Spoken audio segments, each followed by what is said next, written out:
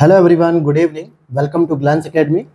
दोस्तों, आज हम लोग कवर कर रहे हैं यूपी पीसीएस प्रीलिम्स 2024 और उसके साथ साथ आरओ 2024 के लिए जो टेली टारगेट की क्लासेस चल रही थी संकल्प बैच के अंतर्गत, उसमें आज हम लोग टारगेट नंबर 11 को कंप्लीट करेंगे। और जिस तरीके से आप लोगों के फीडबैक्स मिलते हैं मुझे टेलीग्राम पे या फिर पर्सनल कॉल पे या मैसेज पे या वीडियो के नीचे, तो मुझे उससे ये प्रतीत हो रहा है कि हाँ, ये सीरीज़ बहुत ही बेहतर तरीके से चल रही है और इस सीरीज़ को कंटिन्यू रखने में आप लोगों की बहुत ही मदद होगी। और इसलिए मैं इस सीरीज़ को लगातार लेकर चलूंगा लगभग 50 डेज। और 50 डेज के अंतर्गत आप देखोगे कि आपके टॉपिक 2 से 3 बार रिवीजन के साथ कंप्लीट हो जाएंगे। जैसा कि आप लोगों ने पिछले 10 दिनों में यानी 10 लेक्चर्स में 10 टारगेट में आपने मेरे साथ एंशिएंट हिस्ट्री को कंप्लीट किया, बायोलॉजी को कंप्लीट किया, करंट अफेयर्स कंप्लीट किया, पीवाईक्यू कंप्लीट किया। तो इस तरीके से आप देख रहे हो कि आपकी चीज़ें रेगुलर बाई रेगुलर चल भी रही हैं। और अब हम लोग एक नए सब्जेक्ट की ओर चल रहे हैं जिसमें हम पॉलिटी एंड इंडियन कॉन्स्टिट्यूशन की बात करेंगे और दूसरा एक सब्जेक्ट हम लोग इंडियन ज्योग्राफी को लेकर चल रहे हैं। लेकिन आज मैं उसमें एक और सब्जेक्ट इंट्रोड्यूस करूंगा, वर्ल्ड ज्योग्राफी। आप परेशान मत होना, क्योंकि एक दो लोगों के कमेंट्स आए थे कि सर टॉपिक में थोड़ा कम कर दिया करिए, क्योंकि कोई एक टॉपिक ज़्यादा दीजिए, एक टॉपिक कम दीजिए। तो मेरे भाई, मैं कम जरूर करूंगा, लेकिन इतना भी कम नहीं कर सकता कि पता चले उस टारगेट को कंप्लीट करने में हमें 1 साल लग जाए। डेली एक टॉपिक नहीं पढ़ना है ना। 5 घंटे का मैंने शेड्यूल कहा है। मुझे अगर आप 5 घंटे डेली दोगे ना, अगले 50 दिन में आपका देखोगे कि मैक्सिमम सिलेबस रिवीजन के साथ कंप्लीट होगा। रिवीजन के साथ, वो भी 2 से 3 बार रिवीजन। तो इसी कड़ी में आज हम लोगों को पॉलिटी कॉन्स्टिट्यूशन पढ़ना है, जिसमें 2 टारगेट्स में आपने काफ़ी कुछ सेगमेंट को कवर कर लिया। सोर्सेज के बारे में मैं लास्ट में आपको बता देता हूँ, दिखा भी देता हूँ कि कौन से सोर्सेज फॉलो करने चाहिए। आज हम आपको पढ़ाएंगे, मतलब आज आपको पढ़ना है मूल अधिकार और इस पे प्रतिबंध। जैसे कि मूल अधिकार जो हमारे हैं आर्टिकल नंबर 12 से लेकर आर्टिकल नंबर 35 तक, तो इनके बारे में आपको एक एक आर्टिकल को पढ़ना है और उसके अंदर जो सब क्लॉज दिए होते हैं उसे भी पढ़ना होता है और साथ में उस पर जो प्रतिबंध लगाए जाते हैं। जैसे सबसे अधिक आपको प्रतिबंध देखने को मिलेगा आर्टिकल नंबर 19 के सब क्लॉज 2 में। इसमें स्वास्थ्य के आधार पर या फिर अवमानना के आधार पर, राज्य की सुरक्षा, एकता, अखंडता के आधार पर आपकी फंडामेंटल राइट 19 को जो है कि वायलेट कर दिया जाता है, अर्थात इस पर प्रतिबंध लगा दिया जाता है। या फिर धार्मिक अधिकारों की बात करें तो इस तरीके की चीज़ों को आपको आज पढ़ना है। साथ में डीपीएसपी को भी पढ़ना है। अच्छा, इसमें यह भी देखना है कि कौन से भाग में है। जैसे डीपीएसपी की बात करें तो भाग 4 में है, आर्टिकल नंबर 36 से लेकर 51 के बीच में है। और इसमें कौन कौन से प्रोविजन है, कौन कौन से नए प्रोविजन ऐसे हैं जो संवैधानिक संशोधन के द्वारा जोड़े गए हैं। अब लोगों के कमेंट आ रहे थे कि सर हमें एक बार में चीज़ें तैयार नहीं हो रही हैं, हमें लग रहा है। तो आप लोगों को संवैधानिक संशोधन जो होते हैं, प्रावधान, ये अलग से चैप्टर में जब दूंगा तब पढ़ना। लेकिन अभी आपको मूल अधिकार और डीपीएसपी में जो संशोधन किए गए हैं उनको आपको कवर अप करना है। साथ में फंडामेंटल ड्यूटीज। बस आज ये 3 टॉपिक दूंगा। देखने में तो बहुत छोटे लग रहे हैं, लेकिन जब आप पढ़ने बैठोगे तो लगभग 1.5 से 2 घंटे, 2.5 घंटे तक आपके पॉलिटी में जा सकते हैं। ऐसा इसलिए कह रहा हूँ क्योंकि एग्जामिनर अक्सर इन 3 टॉपिक में से सबसे ज़्यादा प्रश्न रखने की कोशिश करता है। आप प्रीवियस ईयर पेपर में देख भी सकते हो, लेकिन प्रश्न का जो नेचर होता है ना, वो बहुत आसान होता है प्रश्न। ठीक है, बहुत हाई फाई प्रश्न नहीं पूछता जैसा यूपीएससी होता है। तो इन सब से ऐसे प्रश्न पूछता है जो आपको डायरेक्टली किसी बुक में नहीं मिलते हैं। लेकिन यूपी पीसीएस या आरओ के आप पेपर में देखोगे, प्रीवियस ईयर पेपर को भी देख सकते हो या फिर अदर स्टेट के लिए भी देखोगे, तो इसमें बहुत ज़्यादा हाई फाई प्रश्न नहीं पूछा जाता है। एक बैलेंस वे में प्रश्न को रखा जाता है। तो इसलिए आप इन तीनों टॉपिक को जरा ठीक से पढ़ लेना, मिलान करने के लिए कौन से आर्टिकल में क्या प्रावधान है, कौन सा संशोधन है। कोई अगर उसके लिए केस है, जैसे केशवन भारती केस हो गया, गोलकनाथ केस हो गया, मिनर्वा मिल्क केस हो गया, चंपकम दोराई राजन केस हो गया, मेनका गांधी केस हो गया, तो जो भी केस होंगे तो उन्हें भी जरा ढंग से पढ़ लेना। वो सारी चीजें वहां पे इंट्रोड्यूस की गई हैं। दूसरा, अगर आप देखोगे, अच्छा इनके सोर्सेज के बारे में बात करूं मैं तो दोस्तों, ये जो टॉपिक मैं आपको दे रहा हूँ ये घटना चक्र पूर्वालोकन बुक से दे रहा हूँ, जो कि 2023 का अगर एडिशन है तो भी आप फॉलो कर सकते हो, 2024 का एडिशन है तो भी आप फॉलो कर सकते हो। या फिर आप चाहो तो हमारी टीम के द्वारा जो हैंड रिटन नोट्स लिखे गए इंडियन कॉन्स्टिट्यूशन के, घटना चक्र पूर्वालोकन के जो हैंड रिटन नोट्स लिखे गए इस तरीके से चैप्टर वाइज लिखे गए। हर एक चैप्टर में सारे के सारे जो आर्टिकल्स हैं, सारे प्रोविजंस हैं, वो सारे इंट्रोड्यूस किए गए हैं। तो आप वहाँ से इन्हें देख सकते हो और ये बहुत आसानी से आप इनको तैयार कर पाओगे, जिसमें घटना चक्र के सारे टॉपिक, सारे चैप्टर, सारे प्रीवियस ईयर पेपर, सारी चीज़ें इसमें इंक्लूड है। इस तरीके से ये हैंड रिटन नोट्स आप सोर्स के रूप में फॉलो कर सकते हो। या फिर अगर आपको लगता है कि नहीं सर मैं इसके लिए परीक्षा वाणी फॉलो करती हूँ या करता हूँ, तो आप परीक्षा वाणी को ही फॉलो करना है। एक ही बुक फॉलो करना, बार बार सोर्सेज को मत बदलना। क्योंकि पॉलिटी के लिए मैंने कल भी बताया था, परसों भी बताया था कि जो प्रश्न आते हैं वो आसानी से सिंपली जो है कि कोई भी एक बुक पढ़ने पे आपके सारे प्रश्न सॉल्व हो जाते हैं। पीसीएस का बहुत हाई फाई प्रश्न नहीं आता है पॉलिटी में। कोई भी एक सोर्स फॉलो कर लो, या फिर आप घटना चक्र फॉलो कर लो, या परीक्षा वाणी कर लो, या महेश बणवाल कर लो, कोई भी एक सोर्स फॉलो करो। अगर आप घटना चक्र करते हो, वैसे मेरा सजेशन रहेगा कि आप अगर कोई बुक फॉलो कर रहे हो तो अच्छी बात है, लेकिन उसके साथ घटना चक्र जरूर रखा करो, क्योंकि वहां पे आपको प्रीवियस ईयर आए हुए पेपरों के बारे में पता चलता है कि कैसे प्रश्न पूछे जा रहे हैं, इसलिए उनको बिल्कुल स्किप मत करना। ठीक, तो ये हो गया। वहीं दूसरा आप देखोगे इंडियन ज्योग्राफी के अंतर्गत कल मैंने एक सामान्य परिचय दिया था कि कर्क रेखा कहाँ से जाती है, कितने राज्यों से जाती है, उसका अक्षांशीय विस्तार क्या है भारत का, देशांतरी विस्तार क्या है, कितना क्षेत्रफल है भारत का, ये सारी चीजें। लेकिन आज मैंने थोड़ा सा टॉपिक को छोटा किया। भौतिक विभाजन का मतलब होता है जो प्राकृतिक विभाजन है, जैसे पर्वत, नदी, पहाड़, पर्वत, घाटियां, ये सब चीजें। तो सबसे पहले आपको भारत का प्राकृतिक प्रदेश देखना पड़ेगा कि कितने एरिया में भारत बटा हुआ है। जैसे भारत में मैदानी क्षेत्र भी है, पठारी क्षेत्र भी है, तटीय क्षेत्र भी है, पर्वतीय क्षेत्र भी है और रेगिस्तानी क्षेत्र भी है। तो ये प्राकृतिक प्रदेश के रूप में आपको देख लेना है। फिर उत्तर का जो पर्वतीय प्रदेश है, जिसमें आपको हिमालय के अंतर्गत कितने राज्यों में उसका विस्तार है, कौन कौन सी चोटियां हैं, सबसे ऊंची चोटी कौन सी है भारत की, या फिर हिमालय की कौन सी है, केटू गार्डविन आस्तीन कहाँ पे है, माउंट एवरेस्ट या कंचनजंगा, इन सब के बारे में। और धीरे धीरे वो पूरा जम्मू कश्मीर, लद्दाख, हिमाचल, अरुणाचल और उत्तराखंड, इन सभी राज्यों के बारे में डिटेल से आपको जानकारी मिल जाएगी। लेकिन वहीं आपको पर्वतीय प्रदेशों के बारे में आपको दक्षिण का पर्वतीय प्रदेश और मध्य भारत का भी आपको पर्वतीय प्रदेश पढ़ना है या पहाड़ियाँ। अब जैसे दक्षिण में आपको सेवराय की पहाड़ियाँ, अन्नामलाई की पहाड़ियाँ, पालनी पहाड़ियाँ, नीलगिरी की पहाड़ियाँ, पालकोंडा की पहाड़ियाँ हैं, या फिर आप देखोगे सतमाला की पहाड़ियाँ, अजंता की पहाड़ियाँ हैं महाराष्ट्र में। तो इस तरीके की इन पहाड़ियों को पढ़ना है, सह्याद्री वगैरह, कौन सी सबसे ऊंची चोटी है, दोदा बेट्टा वगैरह, ये सब चीज़ें। फिर मध्य भारत में आप देखोगे तो सतपुड़ा है, मैकाल है, छोटा नागपुर पठार है, इन सब के बारे में भी आपको जानना है। तो केवल आज आपको मैंने मुख्य रूप से पर्वतों के बारे में जानने के पर फोकस किया है कि आप हल्के नॉलेज के साथ पर्वत को पढ़िए, क्योंकि बहुत सारे लोग जो मैसेज कर रहे हैं कि सर एक बार हम पढ़ रहे हैं और हमें चीज़ें याद तो हैं, लेकिन जैसे ही हम 1-2 घंटे, 3 घंटे, 4 घंटे या अगले दिन देखते हैं तो हमें लगता है कि सारी चीज़ें भूल गई। तो परेशान मत हो। अगर आप बिगिनर स्टेज पे हो तो पहली बार में बिल्कुल ये चीज़ें फील करोगे, आप नर्वस होगे, मोरल डाउन होगा कि सर हम पढ़ तो रहे हैं लेकिन हमें चीज़ें तैयार नहीं हो रही हैं। और अगर आप पहले से तैयारी कर रहे हो तो नो डाउट आपका मोरल इन सब चीज़ों से ऊपर निकल चुका है। आपको पता है ये सारे स्टेप्स फॉलो करते हैं। जब तैयारी कर रहे होते हैं तो कुछ चीज़ें हमें याद होती है, कुछ चीज़ें नहीं याद होती, लेकिन जब उसे हम 2 से 3 बार 4 बार पढ़ते हैं तो धीरे धीरे तैयार हो जाता है और वो रिवीजन में आता है। और रिवीजन कैसे करना है आपको पता है कि मैं अब डेली आपको रिवीजन के कुछ ना कुछ इंपॉर्टेंट पॉइंट देता हूँ ताकि आप रिवीजन भी करते रहो।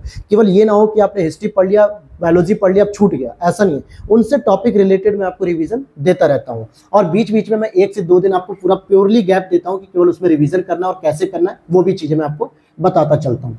अब यहाँ पर आपने ज्योग्राफी देख लिया, लेकिन अब यहाँ पर मेरे जो दिमाग में आया कि क्यों ना आपको एक वर्ल्ड ज्योग्राफी के भी लेक्चर दिए जाए। अच्छा, वर्ल्ड ज्योग्राफी में आपको पृथ्वी, सूर्य मंडल ये सब अभी नहीं पढ़ा रहा हूँ, आपको मैपिंग कराना चाहता हूँ। इसलिए क्योंकि आप देखोगे आरओ एग्जाम्स को देख लो या फिर पीसीएस एग्जाम्स को देख लो, प्रीवियस ईयर पेपर को आप देख सकते हो, जहाँ पर बहुत सारे प्रश्न वर्ल्ड ज्योग्राफी में लोकेशन के आधार पर पूछा जाता है। जैसे किसी स्थान को पूछता है किस देश के अंतर्गत है, कोई राजधानी किस देश की है, कोई पर्वत किस देश में है, या कोई पहाड़ी या कोई घास के मैदान या कोई जल डमरू मध्य या जल संधियाँ, पठार, ये सब जो छोटी छोटी चीज़ें ना ये मिलान करने के लिए आते हैं। आप इस बार ही देख लो आरओ के एग्जाम्स में आपने देखा होगा कि राइन नदी के बारे में पूछा गया, विक्टोरिया जलप्रपात के बारे में पूछा गया, या घास के मैदान के बारे में पूछा गया, या फिर अफ्रीका के कुछ इंपॉर्टेंट देशों के राजधानी के बारे में पूछा गया, जैसे सूडान की राजधानी।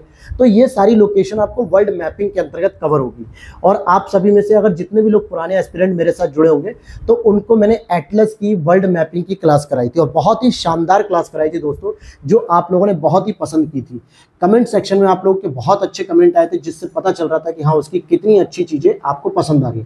तो आज मैं आपको एटलस की मैपिंग क्लास दे रहा हूँ, लेक्चर नंबर 1, जिसमें हम लोग सबसे पहले कवर करेंगे north America. Glance academy YouTube channel पे मिलेगी, अगर नहीं भी मिलेगी तो आप जाके प्लेलिस्ट में देखोगे कि क्लास मतलब मैपिंग विद मैप एटलस या वर्ल्ड मैपिंग इस तरीके से। अदरवाइज जब ये जो वीडियो पोस्ट की जाएगी टेलीग्राम चैनल पे अभी 10 मिनट में, तो आपको उसी के नीचे मैं इस क्लास का भी लेक्चर दे दूंगा, नॉर्थ अमेरिका के लेक्चर को। इसको क्या करना है, जब आप सारे टारगेट्स को अपने पूरे कर लीजिए अगले 24 घंटे के अंदर, तो किसी भी 1 घंटे का समय निकाल के, क्योंकि मैपिंग की जनरली क्लास मेरी 55 मिनट, 50 मिनट, 1 घंटे की है, और उसको कैसे करना है, कैसे नहीं करना है, कौन से टूल्स उसमें चाहिए नहीं चाहिए, वो सारी चीज़ें मैंने पहले लेक्चर में ईजिली बता रखा है कि कौन सा मैप चाहिए, कौन सा पेन चाहिए, कौन से कलर चाहिए, वो सब आपको पता चल जाएगा। और डेली अगर आप 1 घंटा करते रहोगे ना, तो आपकी ज्योग्राफी के प्रति एक समझ विकसित होगी। केवल ये वर्ल्ड ज्योग्राफी में नहीं, इंडियन ज्योग्राफी में भी आपके काम आएगी कि जब आप चीज़ों को पढ़ रहे होगे तो कैसे आपको उन चीज़ों को इंडियन ज्योग्राफी के साथ कनेक्ट करना है, और ये देखना है कि भारतीय भूगोल में भी हमें इन सभी चीज़ों पर फोकस करना चाहिए। इसीलिए आपको ये क्लास मैं आज से शुरू कर रहा हूँ। डेली आपको एक एक क्लास दूंगा, या हो सकता है मुझे लगेगा कि नहीं अभी आपको इस क्लास में ब्रेक देना चाहिए तो मैं ब्रेक भी दे दूंगा। ठीक है, मैं आपके माइंड को ना अब ज्योग्राफी की तरफ स्ट्रॉन्ग करना चाह रहा हूँ, क्योंकि ज्योग्राफी दोस्तों आप रट नहीं सकते हो। आप अगर जितना अनुभव करोगे, जितनी चीज़ों को रियलाइज करोगे, विजुलाइज करोगे, अपने आसपास की लोकेशन को, अपने आसपास के मौसम को ज़्यादा बेहतर समझ पाओगे। अगर रटने की बात रहेगी ना तो दुनिया में 200 देश हैं, 200 देशों की राजधानियाँ, पर्वत, नदी, घाटी, जलसंधि, महासागर कुछ भी तैयार नहीं कर पाओगे, कुछ नहीं कर पाओगे। लेकिन जिस तरीके से मैंने एटलस की मैपिंग में कराया है ना, वहां पर आप देखोगे कि बहुत आराम से आपको बहुत सारे देशों के बारे में जानकारी बहुत इत्मीनान से मैंने दी है। और उसके हैंड रिटन नोट्स भी मैं उसी दिन की क्लास जब भी हुई है उसकी आप डेट देख लेना, वीडियो के नीचे डेट आती है, उस दिन के आसपास मैंने टेलीग्राम चैनल पे उसकी शॉर्ट नोट्स की पीडीएफ भी जो है कि पोस्ट कर दिया, फ्री ऑफ कॉस्ट है वो, और वो आपको टेलीग्राम पे हमारे मिल जाएगी, जिसका लिंक डिस्क्रिप्शन बॉक्स में दिया गया है। तो ये आपको वर्ल्ड मैपिंग की क्लास भी करनी है। करंट अफेयर्स में अगर हम कहें तो आपको केवल फरवरी 2024 की करंट अफेयर्स को रिवीजन करना है पूरी तरीके से। जनवरी को आपने 5 दिन के लेक्चर में किया था, अब 6 दिन के लेक्चर में आप फरवरी को कंप्लीट कर लो। अगले टारगेट में मैं या तो दिसंबर की शुरू करूंगा या फिर मार्च की, देखता हूं जैसा भी समझ में आएगा मुझे उसको शुरू करूंगा। तो अभी आप इसको रिवीजन कर लीजिएगा। रिवीजन में क्या है कि आपको रटना नहीं है। आपने जब पहली रीडिंग की होगी नेशनल इंटरनेशनल लेकर, तो वहां पे कुछ चीज़ों को हाईलाइट जरूर किया होगा, कुछ चीज़ों को अंडरलाइन किया होगा। तो बस आप उन्हीं टॉपिक को बस आप रिवीजन करिए, रीडिंग करिए, और एक बार अगर आप रीडिंग करोगे ना तो आपके दिमाग में आएगा कि अभी मैंने 3 से 4 दिन के अंदर ही इस टॉपिक को पढ़ा था, क्योंकि 5 दिन में ही जो है कि हम एक मंथली मैगजीन को खत्म कर रहे हैं। तो आपको याद आएगा कि हाँ ये चीज़ें मैंने पढ़ी थी, थोड़ा थोड़ा रिकॉल होगा, और जब उसका एक बार और रिवीजन कराऊंगा तो चीज़ें और भी बेहतर हो सकेंगी। तो इस तरीके से मैं आपको लेकर चल रहा हूँ। यूपी पीसीएस पीवाईक्यू की बात करें, क्योंकि हमें 3 से 4 सेगमेंट डेली पढ़ने, और डेली सभी सेगमेंट पे केवल 2 घंटे 2.5 घंटे भी दोगे तो आराम से 5 से 6 घंटे में कंप्लीट हो जाएंगे टारगेट। इसमें क्या होता है कि जैसे हम लोगों ने हिस्ट्री को पढ़ा, ज्योग्राफी पढ़ा, पॉलिटी पढ़ा, इकोनॉमिक्स पढ़ लिया, एनवायरमेंट पढ़ लिया, जो साइंस पढ़ लिया, लेकिन कुछ प्रश्न ऐसे आज आते हैं जो किसी भी चैप्टर के अंतर्गत इंक्लूड नहीं होते, बल्कि उनको विविध सेक्शन में रख देते हैं। तो ऐसे करके एक आपका होता है समसामयिकी करके, ठीक है, समसामयिक घटनाक्रम, इसको छोड़ देना है दोस्तों, इसको नहीं पढ़ना है, क्योंकि ये मतलब करंट अफेयर्स होते हैं, और ये जिस वर्ष पेपर कराते हैं उस वर्ष का करंट अफेयर्स होता है, तो इसकी उपयोगिता नहीं है। ऐसे प्रश्नों को आपको छोड़ देना है जो 20 से 25 प्रश्न है, बल्कि अलग से एक विविध प्रश्न करके होता है जो स्टैटिक पोर्शन होता है। जैसे किसी संस्था का हेडक्वार्टर पूछ लिया, किसी वैज्ञानिक का नाम पूछ लिया, किसी का खोजकर्ता पूछ लिया, या फिर कहीं पे कोई लोकेशन के बारे में पूछ लिया। इस तरीके के प्रश्न होते हैं जो किसी पर्टिकुलर चैप्टर में फिट नहीं होते, लेकिन उन्हें विविध प्रश्न में रख दिया जाता है। और ये सारे सोर्सेस आपको क्या फॉलो करने हैं, इसके लिए जो मैंने आपको बता रखा है कि दृष्टि आईएएस पब्लिकेशन की आप बुक को फॉलो कर सकते हो, या फिर आप घटना चक्र पूर्वालोकन की सीरीज को फॉलो कर सकते हो, या फिर आप यूथ पब्लिकेशन की बुक को भी फॉलो कर सकते हो। ये 2 से 3 बुक ऐसी हैं जिनमें से कोई भी एक बुक आप ले लो, उसके हैंड रिटन नोट्स ले लो, मतलब उस बुक को ले लो, और वहाँ पे आपको पूरा सेगमेंट वाइज मिलेगा। हर बुक में दिया होता है कि विविध सेक्शन में इतने प्रश्न थे, 10-12 इसको पढ़ना है।